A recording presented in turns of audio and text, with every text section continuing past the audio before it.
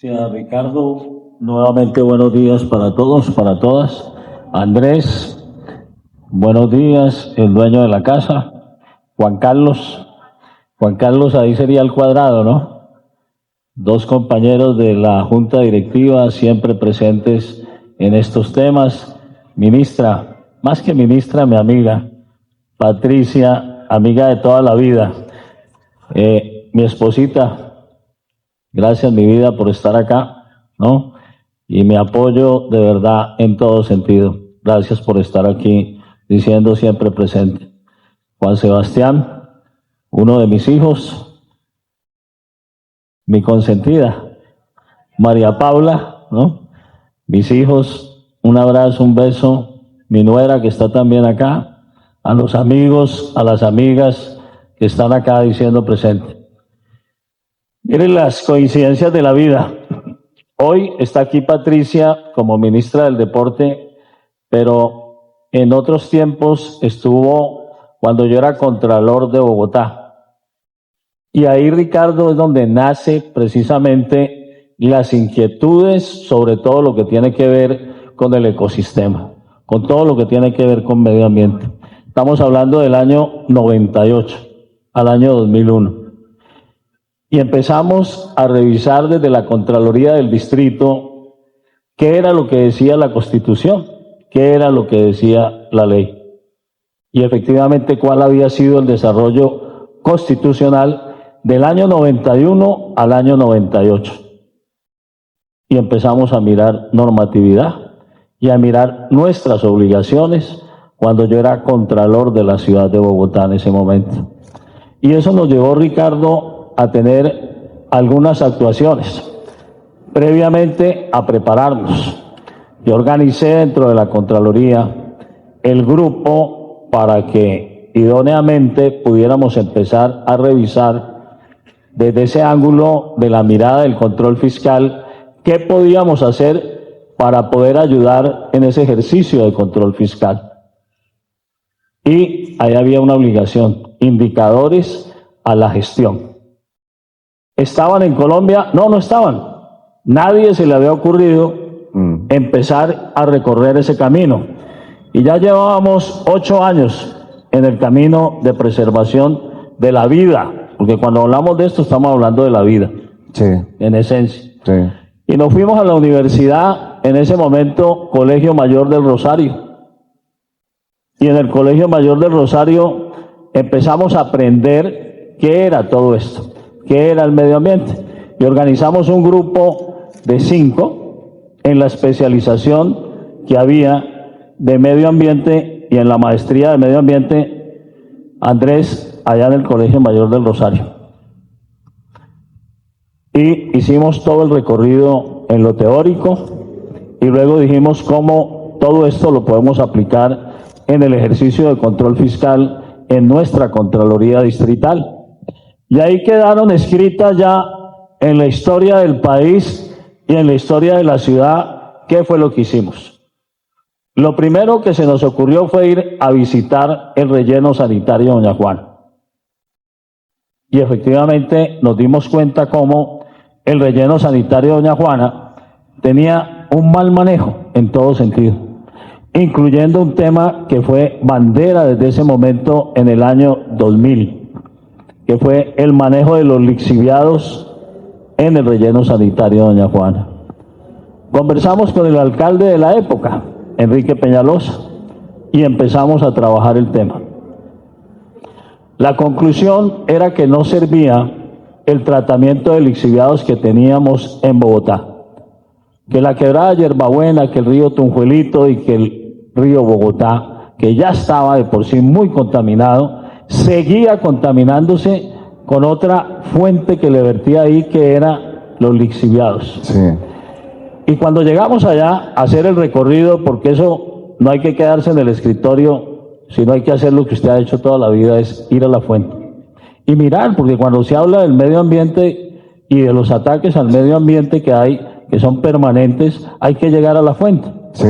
Y llegamos allá, y les cuento, para quienes nunca han ido, ese zumo de la basura que se convierte en lixiviado, llegaba de manera rampante a la quebrada Yerbabuena. Y uno veía cómo venía aquí la fuente hídrica con un agua transparente y clara. Y una vez que lo tocaba el lixiviado, olía a de todo, putrefacto totalmente. Y luego, pues, las otras dos fuentes hídricas afectadas.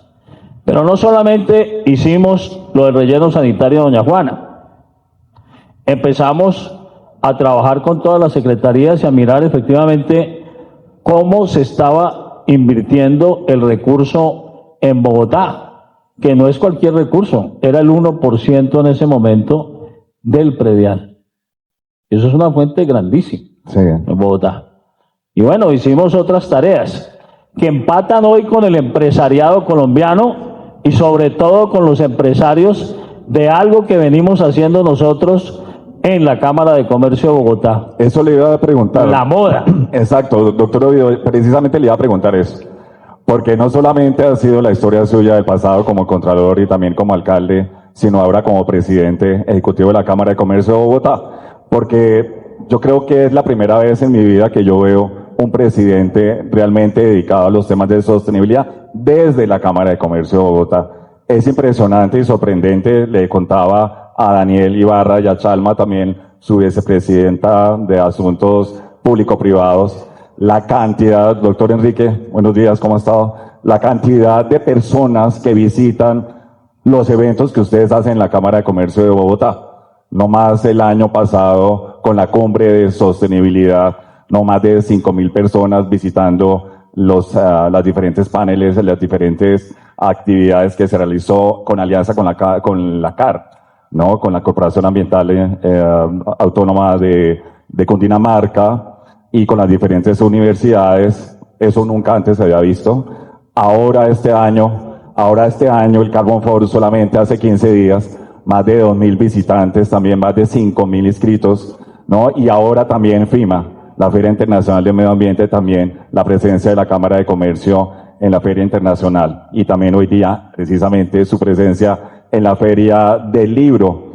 Eso vale la pena resaltarlo porque además también se creó un programa de guardianes de la sostenibilidad dentro de la Cámara de Comercio de Bogotá y además la certificación de ustedes también como carbono neutro. Esos son grandes logros que su administración ha venido haciendo, ¿no?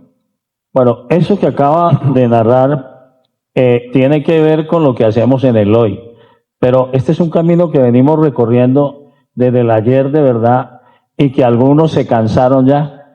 La Agenda 2030, Ricardo, ¿dónde está? Sí. ¿Y qué estamos haciendo para cumplirla?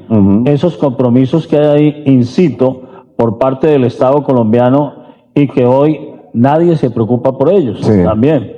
¿Cómo conectamos con el empresariado nosotros hoy desde la Cámara de Comercio y cómo en cada evento nuestro medimos la huella de carbono? Sí. Y cómo hacemos, no voy a ser reiterativo, todo lo que tú acabas de decir. El último evento que fue el Gran Foro, ¿no? Que creo que fue fascinante ver cómo le decíamos a los empresarios, por favor, aprendan de esto, pero llévenlo a cabo porque esto es una herramienta que les da a ustedes en su cadena de productividad ganancias, les da competitividad. Marcela, si los empresarios no se conectan con estos temas, cada vez van a ser menos. Y ahí tiene que estar la Cámara de Comercio de verdad, poniéndose puntico en la preservación del medio ambiente. Enrique, buenos días. Me imagino que el tráfico también lo obligó terrible. Así nos tocó a nosotros. Sí. Muchas gracias, de verdad. Yo todavía estoy sudando la caminata. A mí me tocó medio kilómetro nomás, pero bueno.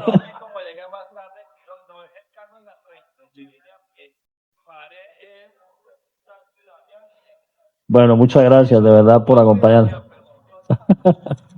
Entonces, Ricardo, si tú ves el ayer y el hoy, y por eso el libro también es un llamado dentro de ese primer libro que escribimos en la Contraloría, que era Control Fiscal y Medio Ambiente, y el que escribimos hoy, que es de abrir nuevamente el debate, para que no nos quedemos dormidos y hagamos una revisión de todo el ecosistema. Y perdóname, ahí, ¿por qué abro el debate? Es decir, porque aplazamos, los temas importantes y todavía no hemos abordado yo creo que la labor importantísima es también valorar lo que tenemos, valorar cuánto nos cuesta proteger todavía lo que tenemos, cuánto nos cuesta proteger los bosques sin que llegue la deforestación. Todo es lo que vamos a hablar ahora, ¿no? Sí, no, y hablar de algo que tiene que ser el fundamento de todo esto, la contabilidad verde, Sí. la contabilidad medioambiental. ¿Por qué en el control fiscal es importante precisamente el tema ambiental? Porque la Constitución le dio la capacidad a las Contralorías para que hicieran la valoración de los costos ambientales. Sí. ¿Qué es un costo ambiental? Son Ajá, muchos sí. los que podemos determinar como costos ambientales. Les doy un ejemplo. ¿Qué pasó en este año y qué eventos han ocurrido en este año y cuánto nos ha costado Sí. recuperar todo eso que hemos perdido?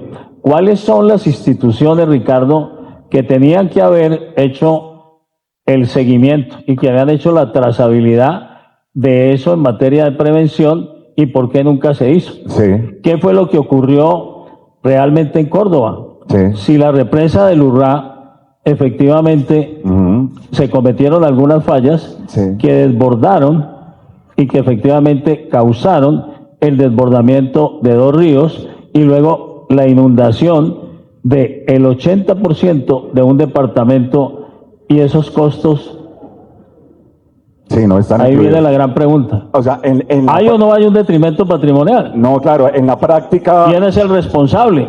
¿Quiénes son los sujetos responsables de todo esto? Estamos trabajando desde las instituciones como tenemos que trabajar en términos de preservar, Sí. controlar, ejecutar. Ujú. Sí, señor. En la práctica, quería decir, para explicar un poco más y traducir, es nosotros que hemos sido auditados también, y usted también ha auditado, porque usted fue alcalde y a mí también me tocó ejercer durante estos 30 años bastantes cargos públicos. Casi siempre las auditorías, precisamente en esa vigilancia de la inversión pública, se quedan es más en la evaluación del impacto de una actividad, llámese obra pública o privada, más no realmente en lo que se pudo haber evitado si hubiéramos tenido en cuenta, por ejemplo, una valoración, ¿no? Realmente de lo que significa tener una cuenca protegida o un bosque protegido o un ecosistema protegido, ¿no? Y obviamente ahí es donde usted dice, ahí nos han faltado esos indicadores y esas variables para que sean incluidas.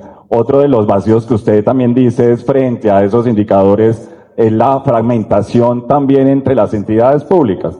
O sea, es decir, los sistemas de información no coinciden y esas variables indicadores no coinciden tampoco. Y en las otras entidades, por ejemplo, los indicadores del Ministerio de Minas y Energía no coinciden con los indicadores también de transición energética de energía del Ministerio de Ambiente, o en agricultura, lo que para el Ministerio de Agricultura, qué significa proteger una cuenca cuando precisamente depende de ella, versus los estudios ambientales que se pueden tener en el Ministerio de Ambiente. La propuesta es precisamente la integración de todo este ejercicio. Por eso hablamos de la pertinencia para el día de hoy, ¿no? Claro, Ricardo, es que mire, si nosotros tenemos información de varias fuentes institucionales y las decisiones, ¿quién las toma? Sí. ¿Y cómo se toman? Ujú. Hay unos alcaldes, hay unos gobernadores, toman unas decisiones, hay unos planes de desarrollo, hay la ejecución de unos presupuestos. Esos presupuestos tienen contabilidad ambiental, no la tienen. Ujú. ¿Tienen una mirada sobre lo que tiene que ser preservación del medio ambiente o no la tienen? Ujú. Por eso hay que empezar a hablar de la contabilidad verde. Y hay que mirar qué ocurre cuando viene una tragedia y el costo de cada cosa. Vidas humanas, daño ecológico. ¿Y qué hacen los órganos de control frente a la revisión de las 2 primeras en el ejercicio que tiene que ser atinente a ellos? ¿Hay o no hay un daño fiscal ahí? Sí. Ahí es donde se abre la pregunta. Y las fuentes de información que se tienen para no a la ocurrencia de una tragedia. Armero, por ejemplo, ¿se pudo haber evitado? Claro que se pudo haber evitado. Hoy, muchos años después, en la evaluación profunda que se puede hacer desde el hoy, con las herramientas que se tiene, claramente hubiéramos podido evitar todas esas muertes que hubo ahí. ¿Por qué no se hizo? ¿Quiénes tuvieron la responsabilidad histórica? Ahí está la historia para que revise. Yo no voy a señalar aquí absolutamente a nadie, pero en el tema también tenemos que abordar eso y mirar a ver por qué ocurrió, Sí. por qué no se evitó. Y otras que vienen. Tú hablaste de algo que es supremamente claro. Estamos en una ola invernal, digamos no tan fuerte, Sí, la temporada de lluvias. pero van a haber otras poquitas lluvias y tú lo sabes mejor que yo en la medición que se hace, pero va a venir calorcito y va a venir falta de agua y estamos tomando decisiones. ¿Qué pasa con canoas, Enrique? Con la Petar Canoas, por ejemplo. ¿Hemos tomado decisiones? No las hemos tomado y no las tomamos. ¿Está incluido en el plan de desarrollo o no está incluido? ¿Qué está pasando en Bogotá con todo eso cuando el plan de desarrollo de hoy nos está mostrando obras que venían, Patricia, en el año 98 en el plan de desarrollo de Bogotá, Enrique? Ahí están, muchas de ellas. ¿Qué pasa con la reserva al norte, famosa por demás, y que nosotros decimos, ¿se puede hacer o no se puede hacer esta obra, esta otra, no sé qué, construcción, desarrollo de ciudad? Y este no es un problema entre ambientalistas y desarrollistas. Es un problema de verdad donde hay que sentarse a conversar desde la mirada también de los órganos de control que tienen que aportar. Por eso yo escribí un segundo libro que era Control Fiscal, un instrumento para el desarrollo, donde mostraba cómo los órganos de control no pueden ser un obstáculo, sino que los órganos de control tienen que ser propositivos, tienen que ser concertadores y tienen que ayudar en el recorrido de ese camino para este tema tan importante, porque es un tema que efectivamente tiene una respuesta grande: vida. Sí. Aquí es preservar vidas. El aire que se contamina, miren, en ese 1,5 kilómetros que recorrió Enrique para llegar acá, en el medio que recorrí yo con mi esposa para llegar acá, ¿no? Por todo el desorden que tenemos aquí, Andrés, en la llegada, ¿no? Por los buses escolares y demás, la contaminación que tenemos. ¿Quién mide eso? ¿Cómo recuperamos eso? Sí. Eso tiene una afectación ¿sobre qué? Sobre la vida. Sí. Y usted le está apuntando algo también que aplazamos, y es la planificación del territorio. Y es lo que, pues yo pienso en estos 32 años que no nos gusta asistir a las reuniones de planificación del territorio, ¿no? Desde las cuencas. Yo le he contado a usted que, claro, que esta deuda está de tiempo atrás y que es bastante difícil que todos los actores vayamos a las reuniones de ordenamiento territorial cuando se cita, por ejemplo, para ordenar una cuenca. Pero también yo le contaba que uno ya empieza a ver, por ejemplo, desde las corporaciones autónomas regionales, que gran parte de esa responsabilidad recae en ellas, en la administración, precisamente en la valoración y en la administración, porque al fin y al cabo son ellas las que administran los recursos naturales. Pues precisamente para administrarlo, primero hay que conocerlo y hay que valorarlo. Se están avanzando en esos temas de gobernanza. Y yo le contaba a usted que ya están dejando de ser solamente un organismo de control y monitoreo para convertirse realmente en lo que usted está diciendo ahora, en un organismo que acompaña y que ayuda en esa construcción de esa gobernanza desde la cuenca, desde el territorio, para traducir la información a todo el mundo, a los campesinos, a las personas que no tienen el acceso a la información sobre un impacto ambiental y que se puedan tomar decisiones efectivas. Yo le contaba que también desde la Cámara y con CAEM estamos acompañando precisamente los temas que usted está diciendo. Primero, en traducir esta información que muchas veces puede ser muy científica, y segundo, ayudarles también en la toma de decisiones, en una nueva gobernanza desde el territorio, ¿cierto, doctor Ovidio? Sí, mire, yo creo que llegó el momento de reflexionar el papel de cada uno de los actores en estos entornos. Y es las CAR. ¿Están cumpliendo o no, Ricardo, verdaderamente la tarea para la cual fueron creadas? ¿Los recursos que están recibiendo son efectivamente generación de todo esto que estamos hablando? Sí. ¿Estamos haciendo la tarea bien hecha o falta mucho ahí? Las informaciones que recibimos desde los diferentes entes. Ustedes ven lo que ocurre en la UNGR. Caótico, corrupción, problemas, y sigue el problema del medio ambiente y no lo solucionamos. Entonces, un poco el llamado también a través de todo lo que escribimos acá es, ¿será que colapsó todo esto? ¿Y será que tenemos que volver a replantear el sistema como tal para poder volver a hablar sobre lo construido, de cómo empezamos, sobre las diferencias que pueden haber entre ambientalistas y el resto, para poder generar un nuevo sistema que fluya y que entienda que definitivamente esto tiene que cambiar en algunas cosas que son muy importantes. Lo vimos como resumen, Chalma y Ricardo, en el foro que hicimos, ¿no? Porque en el Carbon Forum, ¿qué pasó ahí como resumen? Que los empresarios se dieron cuenta que ellos no están trabajando el tema de manera adecuada y que eso les va a dar es una pérdida de competitividad. Y nosotros ahora que hablamos en la Cámara de Comercio de que lo llevamos al exterior, ¿no? Y que lo estamos haciendo de manera real, la competitividad se puede perder. Cuando hablaba del primer ejemplo de la localidad sexta de Tunjuelito, en lo del cuero, el calzado, ¿a dónde llega eso? Al Restrepo.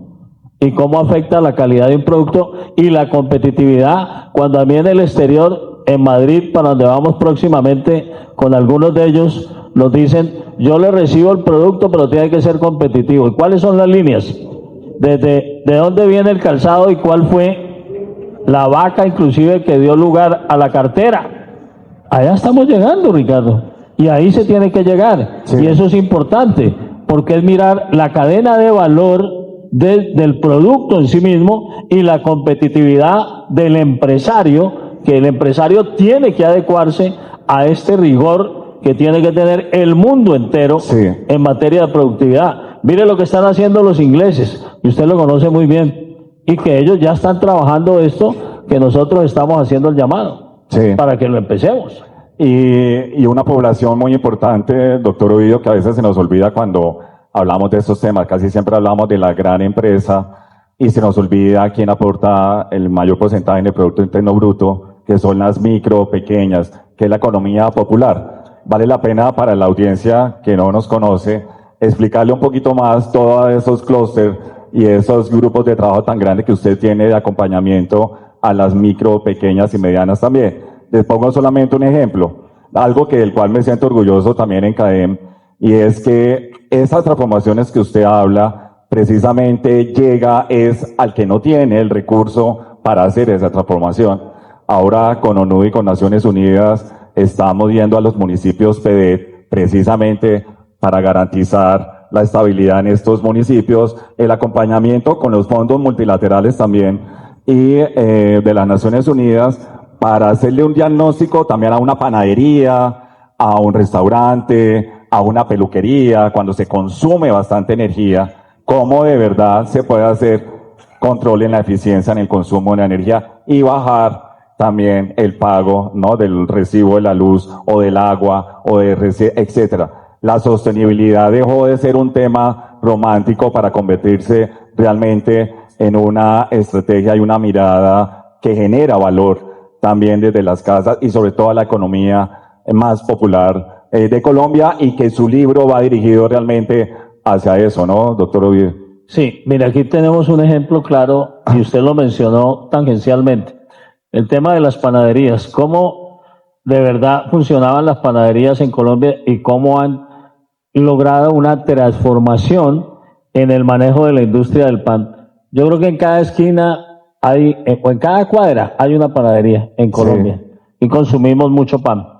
Y ¿cuánto pagaban en sus facturas? Sí. Antes, Marcela, tú que estás manejando la agremiación de ADEPAM, ¿y cuánto pagan hoy en día? Tú lo puedes contar de mejor manera. Y ese es el reflejo claro de lo que decimos ahí, que no es teórico, sino que es real y es práctico.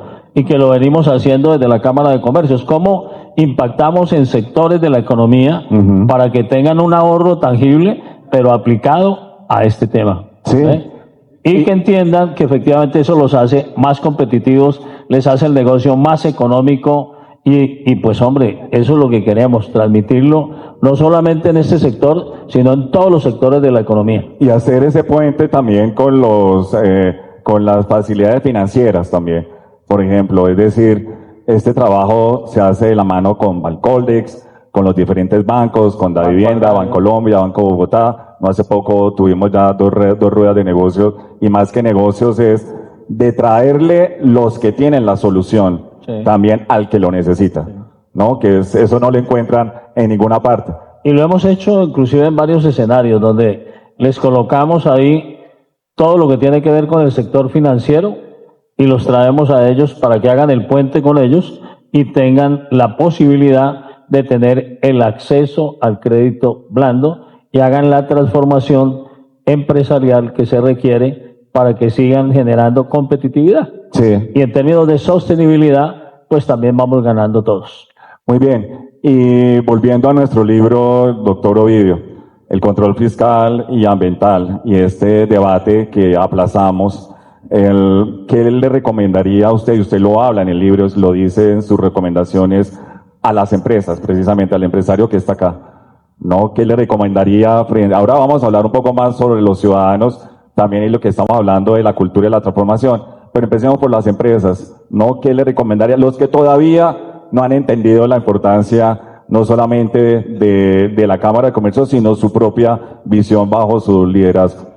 El último evento yo creo que resume todo, Ricardo, el que estuvimos contigo y que efectivamente llegaron como 100 y más de empresarios y pudimos conversar con ellos y demostrarles esa conexión que tienen que tener con el ecosistema, con la sostenibilidad y con los elementos que les estamos entregando a través de esa sostenibilidad. Sí. Si no lo hacen, pues cada vez van a ser menos competitivos y sus ahorros se van a ver completamente deprecados. Sí.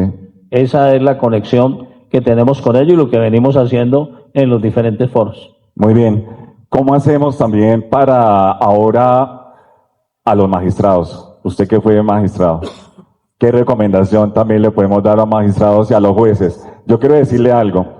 Cuando estuve ministro de Ambiente, realmente yo diría que todos los días yo estaba atendiendo una sentencia, ¿no? En la que nos decían, el ministro de Ambiente tiene que estar mañana en Boyacá, tiene que estar pasado mañana en el Chocó, tiene que estar en el Caquetá, tiene que estar precisamente para cumplir esa sentencia.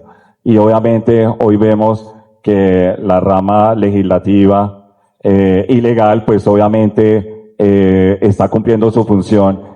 Y yo diría que vale la pena también la integración con el Sistema Nacional Ambiental y con la academia también, en un ejercicio sobre todo no solamente de hacer cumplir y ser garantes de los derechos fundamentales, sino en el ejercicio, por ejemplo, de traducir la información, que sea suficiente, que sea eficiente, que sea a largo plazo de acompañamiento, sino también de la financiación, que era lo que yo también le planteaba a los magistrados frente a este ejercicio de sostenibilidad y financiación efectiva, también que recoja esos costos de lo que significa realmente la conservación y que, como usted lo dice en su libro, deben estar ya incluidos en los estudios. La mirada del escritorio desde el Palacio de Justicia, pues que es donde se concentran las altas cortes, y de ahí hacia abajo de los jueces en región o en cualquier rincón de Colombia a través de una tutela o de cualquier expresión jurídica, pues puede ser incluso diversa y depende del problema que estemos planteando y de la valoración que se haga, se pueden llegar a conclusiones incluso disímiles en el concepto del uno o del otro. Si yo tengo un pensamiento diferente al otro en términos de desarrollo versus preservación del medio ambiente, desde ahí, por ejemplo, ya hay un choque ideológico en la aplicación y en la mirada de la norma. Y lo cierto es que la norma constitucional sí convoca a los jueces a que hagan esa mirada, a los contralores a que la hagan. El problema, ¿cómo lo podemos resolver? Pues es cuando hacemos este tipo de lecturas, seguramente quienes la hagan podrán llegar a decir, ¿será que colapsamos? Y yo creo, Ricardo, que hoy estamos colapsando. Sí, Lo vamos a ver, mire, me quiero anticipar.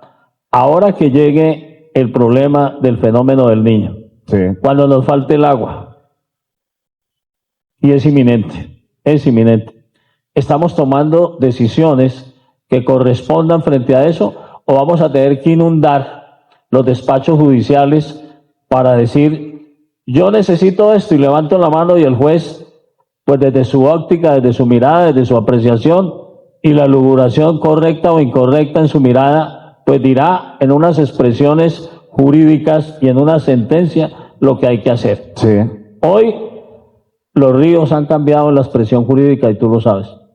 Y eso se ha hecho desde la rama judicial, sí, ¿no? En un desespero también de generar ese tipo de espacios jurídicos para que la inversión no se esquiva a la preservación, a la sostenibilidad. sí, ¿Ve? Sí, señor. Porque si no se hace de la rama judicial, que pues tiene unos efectos erga omnes, claramente desde qué orilla se puede hacer. Si no hay realmente desde los órganos ejecutores, desde los órganos de planeación, desde los órganos que miran todo el entorno, toda una alimentación homogénea, incluso de los elementos necesarios para poder tomar una decisión. Sí, Entonces, un gobernador que tiene que tomar una decisión como el de Córdoba, acompañado de qué elementos, de qué herramientas y cómo. ¿Cuál es el costo ambiental que generó la catástrofe ahora de Córdoba? sí, ¿Hay o no hay responsables desde la mirada del ejercicio incluso penal? sí, ¿Qué ha hecho el país cuando tiene incluso esa posibilidad en la última ratio del derecho de revisar conductas para ver en la aplicación de todo lo que estamos diciendo ahora, quién actuó, cómo actuó, si actuó con dolo, con culpa, con preterintención, si lo movía un interés lícito, ilícito, si efectivamente estaba o no estaba dentro de un plan de desarrollo, si estaba en una política pública. Entonces, hay mucho todavía por recorrer, Ricardo. Y ahí quiero tocar algo importante. Usted acaba de nombrar una palabra fundamental que también la quería decir y es la conducta. O sea, en los temas de sostenibilidad, yo siempre he dicho que la sostenibilidad inclusive no debería ser un ministerio o un sector económico, sino es transversal. Es un principio fundamental, es un principio ético de cómo nosotros actuamos cuando precisamente para poderle dar alimento a nuestros hijos, pues hacemos uso de los recursos naturales, pero que tenemos que tener unos pensamientos y unas emociones en el futuro, en las siguientes generaciones. Y eso es lo que se está hablando hoy día, de incluir en la sostenibilidad mayores indicadores basados en reducir esa inequidad o de incluir variables como precisamente lo que dijimos antes, y es la salud física, que está en los estudios de impacto ambiental como un componente social, pero no directamente hacia la afectación individual de la población o de la persona que está expuesta a determinado impacto. Yo formé parte de esos equipos cuando se creó la ANLA en su momento, en la revisión de licencias, y ese componente no está incluido, y eso es lo que las Cortes hoy día nos insisten también cuando tenemos que hacer un estudio de impacto ambiental, y es esa variable de la salud física y mental, porque precisamente es la que controla la conducta, lo que usted acaba de decir, hacia allá apuntar realmente los temas de sostenibilidad. Y le quería decir algo, usted en la hoja de vida se nos olvidó nombrar una característica importante, y es que usted también es deportista, ¿no? Ah. Pero cuéntenos un poco, porque esa disciplina, y le iba a decir que nos recomendara, no solamente lo que hizo las recomendaciones a los magistrados y a las empresas, sino a los tomadores de decisiones de política, a los ministros de Ambiente, el ministro de Bienes y Energía, pero acá tenemos la ministra del Deporte, o sea, su sector, no su disciplina, su conducta.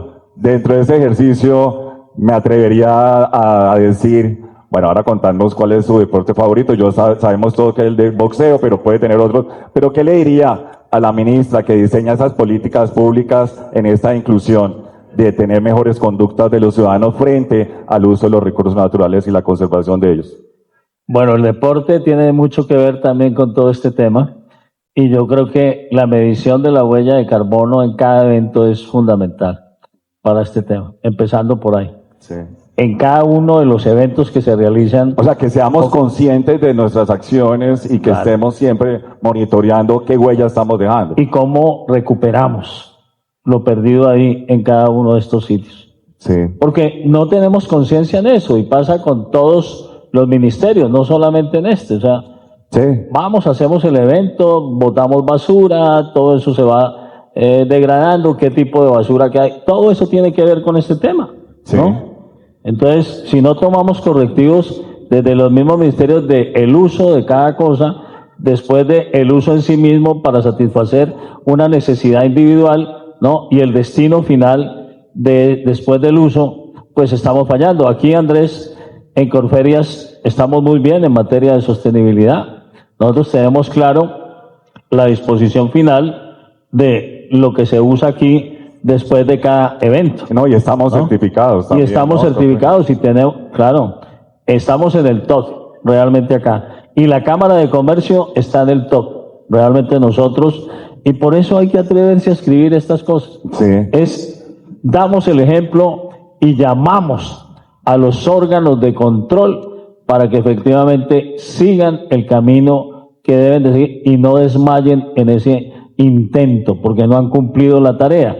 Para que las corporaciones autónomas regionales también esculquen un poquitico hacia adentro y pueden dar mucho más. ¿Recursos hay suficientes? Yo creo que sí.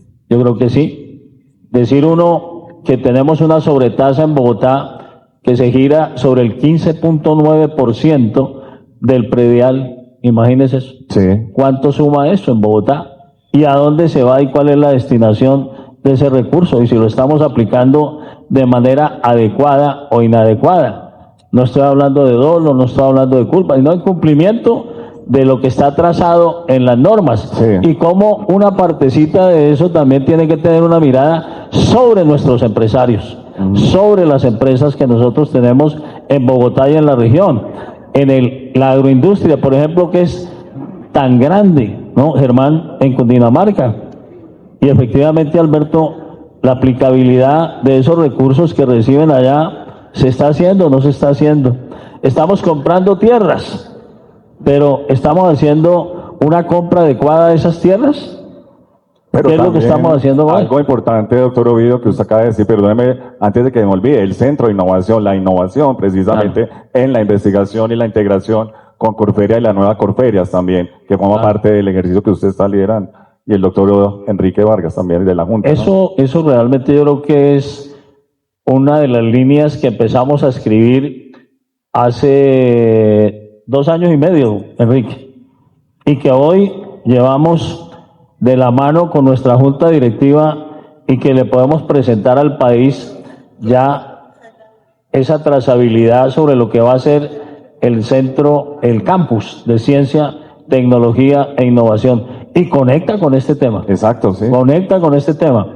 Eso le tiene que generar, en términos de lo que está escrito ahí, que pues no alcanzamos a abordar línea por línea, al final un gran resultado para el ecosistema. No, claro. Pero yo no quiero pararme aquí sin decir, efectivamente, que también el gran llamado es para que esos órganos que están ahí, los revisemos, todo el sistema. Revisemos todo el sistema, Ricardo. Y tú tienes un papel preponderante en esto, importante, pero además decisivo. Y es como tu voz también ayuda a transmitir no lo que dice el libro, sino la necesidad que tenemos en el país de seguir cumpliendo esa Agenda 2030 y dónde la tenemos en el hoy. Tuvimos en Cali un gran evento de talla mundial. Sí. Y ahí estuvimos. ¿La COP16? La COP16, nada menos. Pero mira el sumo de la COP16 para nosotros. La gran discusión aquí, ¿dónde estuvo? Si lo hacíamos en Bogotá o en Cali. Y al final la decisión que se tomó es irnos para Cali. Me parece a mí que fue una mala decisión. Yo amo Cali, pero claramente Bogotá estaba listo para absorber de mejor manera todo lo que traíamos en la COP16. Sí. ¿Y trabajamos coordinados o trabajamos descoordinados? No, claramente trabajamos supremamente descoordinados. Cada cual trató de lucirse por su lado. llevamos una ponencia como país, algún producto que nos generara en términos de sostenibilidad, por ejemplo, que fuera aceptado por todos los actores, ¿no? Sí. Te veía, como vemos cuando vamos al exterior, acá está Artesanías de Colombia, aquí está Procolombia y aquí está la Cámara de Comercio de Bogotá. Bueno, somos los mejores siempre, pero claramente, pues no debería de ser así. Entonces, esa desarmonía que hay ahí, esos criterios que yo impongo o que yo dejo. Jairo, ¿qué hubo? Hola, hola, alegra tenerlo por acá. Entonces, eso es lo que nos lleva, de verdad, Juan Carlos, a que no tengamos decisiones que sean adecuadas y perdemos oportunidades. Sí. Entonces, vamos y suscribimos con la OCDE una cantidad de compromisos y cuando nos sentamos en Barranquilla con la gente de la OCDE y empezamos a revisar el cumplimiento de las mismas, nos damos cuenta que no estamos cumpliendo. Y eso nos puede traer, ¿qué? Para nuestros empresarios, pérdida de competitividad a nivel internacional. Sí. ¿Ve? Y esa es la llamada, es decir, desde acá es decirles, volvámonos serios, empecemos a trabajar esto de manera adecuada. Yo siento, y lo he dicho reiteradamente, tranquilidad con la llegada tuya a CAEM. Y espero que podamos armonizar y que podamos tener ahí tu voz y la voz de tu equipo, del grupo tuyo, para que podamos crecer a nivel internacional, pero internamente que podamos generar también una propuesta para que salvemos vidas, para que salvemos ecosistemas, para que no frenemos el desarrollo, para que podamos conciliar con aquellos medioambientalistas que existen cerrados y abiertos, sí. ¿no? Y entonces, todo eso se puede hacer, pero hay que generar el diálogo, hay que abrir los espacios y tenemos que mirar qué es lo que queremos. Vendrá un nuevo plan de desarrollo en unos meses.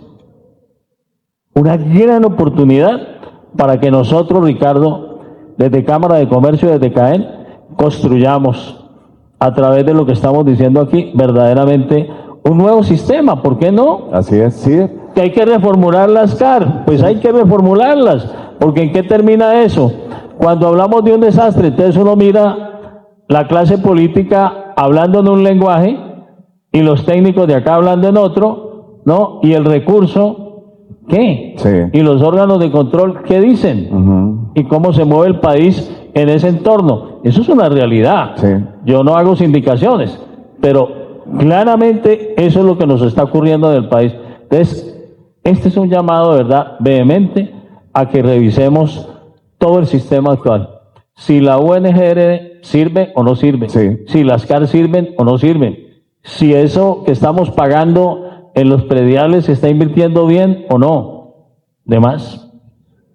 Muy bien, y claro, la inclusión del resto del sistema nacional, el sistema de salud, el sistema de educación, sistema energético, etcétera, y como lo dije anteriormente, obviamente a través del conocimiento, de la información, de la academia, de los datos, por eso nombrábamos la innovación y la educación a través de esa gran transformación de Corferias, que además incluye todos los altos estándares de sostenibilidad y gestión del uso de los recursos, y allí estamos todos presentes, doctor Ovidio, doctor Vargas, también para que, como se lo dice, estemos articulados en nuestras variables. Así que muchas gracias también por ese centro.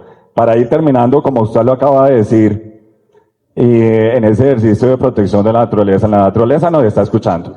Nosotros todos pertenecemos a la naturaleza, así tal cual como lo dijimos en la COP16. Muchas empresas me contrataron para que yo dijera en la COP16 por qué la naturaleza es importante, y algo que me extrañaba, porque yo decía, pero el sector productivo siempre ha estado ligado a la naturaleza, porque entonces ¿de dónde viene el agua para la producción? ¿De dónde vienen los recursos orgánicos para la nutrición? ¿De dónde viene el sol, etcétera, para las fuentes de energía, todos los minerales? Entonces, somos naturaleza, se nos olvida, todos que somos naturaleza, formamos parte, estamos todos conectados.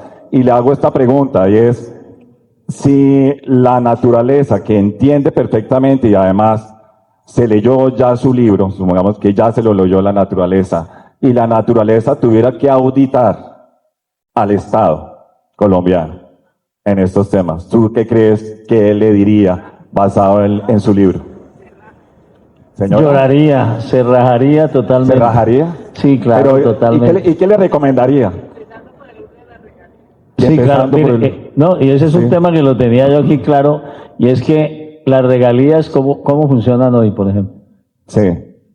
¿De manera adecuada o inadecuada? ¿Ustedes qué opinan?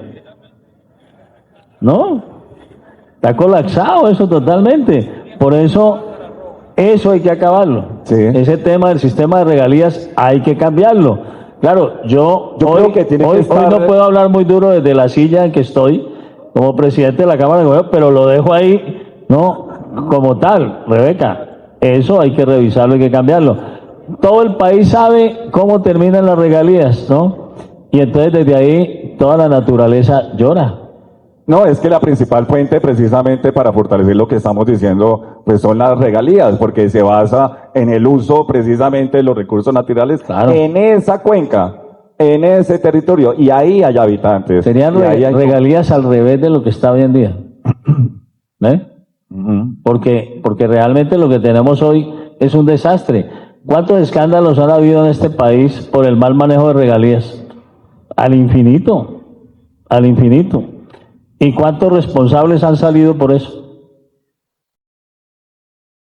Entonces, ahí hay un reclamo de la naturaleza y del país entero sobre cómo estamos invirtiendo los recursos. ¿Y será que con lo de las regalías estamos subsanando el problema de la depredación en el medio ambiente? Aquí no sabemos, por ejemplo, cuánto vale 1 mililitro de agua de Santurmán, por decir algo, Ujú.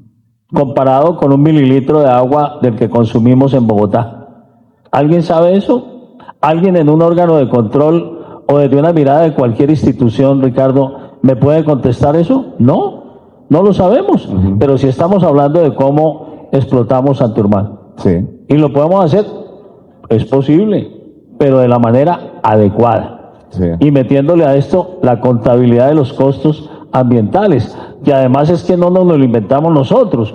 Eso tiene que ver con una disposición del año 91 de carácter constitucional, que nos ha servido solo para ver cómo le generamos a cada uno de los colombianos un costo adicional de cobro en una tasa para que vaya a un destino inadecuado y que no revierta en la vocación que tuvo el constituyente del 91 cuando se creó todo ese espectro y le entregó al órgano de control fiscal esa gran posibilidad de hacer tareas en esto que estamos y que nos aborda en el día de hoy, que tiene que ver con la vida. Porque aquí estamos hablando de la vida y depreciamos de verdad y lo miramos de reojo cuando es un tema tan importante. Sí. Tan importante. Esto no es para mirarlo de reojo. Y yo creo que nosotros estamos en la obligación, cuando Dios y la vida nos ha permitido trasegar por los sitios donde hemos trasegado, dejar una huellita que hoy quizás no la reconozcan, pero que en el futuro ahí queda la historia escrita.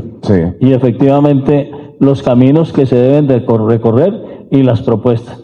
Hay mucho por hablar de esto. Yo creo que aquí nos podemos quedar Sí. todo el día, pero es un granito de arena en la discusión y en el abrir el debate. Yo le pedí a Carlos Hernán, Contralor General de la República, que lo leyera y que me hiciera el prólogo. Excelente, sí. ¿Por qué? Porque quería ver desde lo que yo escribía cómo lo veía él. Ahí está el prólogo para que lo lean. Sí. Y cuál es la mirada de Carlos Hernán. Habla de la integridad. Exacto. De la ley Como control Contralor General de la República. Yo le decía, y las carencias en el ejercicio del control fiscal, que son latentes, ¿no? Yo creo y me siento orgulloso, Patricia es testiga porque fue en esa época parte del equipo de la Contraloría, lo que hicimos, y lo podemos contar abiertamente. Aquí veo un periodista que en esa época incluso iba a los barrios y todo eso, en La Voz de Bogotá, iban ustedes y recorrían, y veían cómo desde las 5 de la mañana estábamos nosotros en esos escenarios generando riqueza para la ciudad, preservación, sostenibilidad, que es lo que queremos seguir, no solamente predicando, sino practicando desde la Cámara de Comercio de Bogotá, con lo que venimos haciendo nosotros en las actividades permanentes. Así es. El Carbon Forum, el último, para nosotros resultado perfecto. dejamos una huella. Sí. Construimos, y eso hay que seguirlo haciendo. Muy bien, doctor Ovidio. ¿Ya no me echan? Doctor Ovidio, un minutico, doctor Ovidio, algo importantísimo. Yo creo que lo más importante. Como usted dice, pues dejamos lo más importante de último. ¿Usted tiene nietos?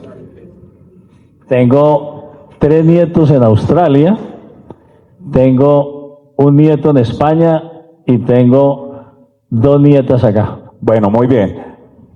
¿Cómo le explicaría el libro? Orgullosamente, digo, feliz con mis nietos, ¿cierto?